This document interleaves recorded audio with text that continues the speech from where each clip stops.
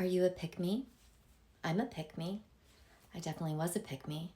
And worse, I'm a millennial, so I was a manic pixie dream girl. Let's talk about it.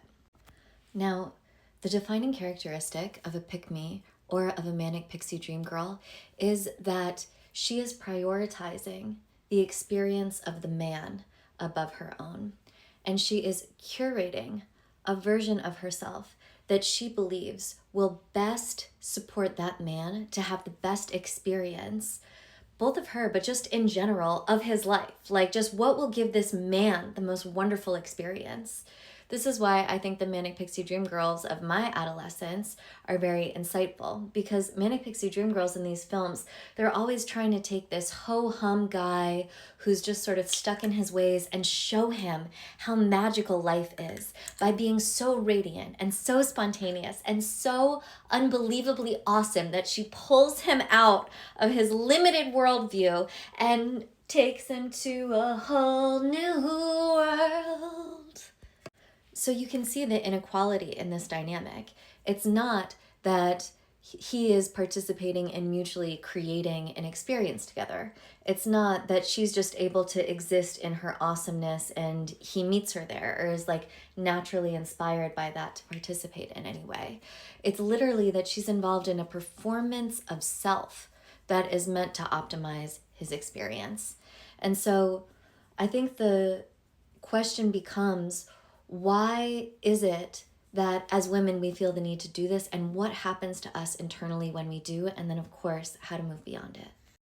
So this necessarily brings us back to the male gaze, because there is a man that has been installed in our head from the time that we were very, very young, and he is watching everything that we do. And depending on what matters to you, he is the judge and the arbiter and the decision maker of whether or not you're going to get that thing. So if you want love, if you want security, if you want validation, if you want absolutely any of these fundamental human needs, belonging, worthiness, just to feel like you're okay, I'm okay, we're okay, it is this man installed in our head who's the one who gets to decide whether or not that's going to happen for you.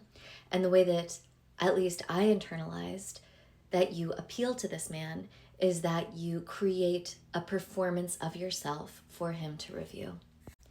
Now, I have about 1 million things to say about the male gaze, but I'm going to keep it to 2 for the sake of this already very long video.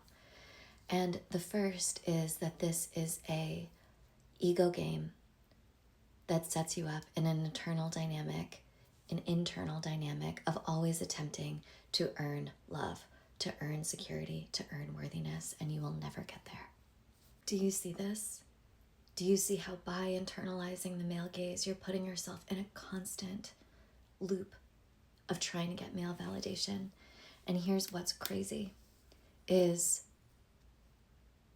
then when you get that validation, there's going to be this brief, glorious moment where it feels like you exist, where it feels like you finally did everything right, where it feels like you finally got it and you're safe or you're loved or you're worthy or you don't need to be ashamed. And then something's going to happen and he's going to look at you sideways, or you're going to be worried that maybe your hair isn't right, or maybe that thing you said was a little bit too something, and it's all going to come taken away and you're going to be right back to doing your mating dance and performing. And I want you to think of the true cost of how much energy goes into the male gaze in your life. It's one thing to say you have male gaze, but here we got to start quantifying. We need to start quantifying. Think about the greatest resource we have is our time. Think about the time that you are putting into this, prioritizing other people's experience. Think about the time that you are putting into this origami of your true nature. That is the most precious resource you have. That is your life that is going to this. And it's going to a dynamic that makes you feel like shit. And makes you feel never enough and always too much and all of the things. And think about not only how much time you lose to this, but where else that time could be invested. That time and energy Think of it, it's like you have a limited amount of units of time and energy in this life, and it is going to that. It's such a fucking reality check. It's crazy. And then the second thing about the male gaze, which is one just about how deep it is and how constant it is and how much of your entire life is going to it. The second thing is that even in that performance of self, it is this small, predetermined, likable version of you. Like you've already decided, oh, I've gotten whatever inputs from wherever and I have put it together into making this like likable version of me, this persona, this mask, this character, this armoring that I am now going to wear. And I'm going to show people like this beautiful art project of this persona that I made and wander around like an orphan. Like, do you like it? Do you like it? Do you like this thing I made? Do you love it? Do you? Because I worked really hard to make it exactly what you would love. Do you love it? And what is the true cost of doing that?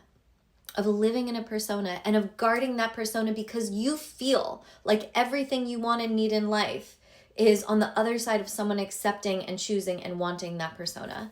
What is the true cost? The true cost of it is that you never meet your true self. That you never know who you really are and that your life is never your own. That's the true cost of not decentering men. That's the true cost of not understanding the male gaze and how it lives inside of you. This is how generation after generation after generation of women is just been kept so far down.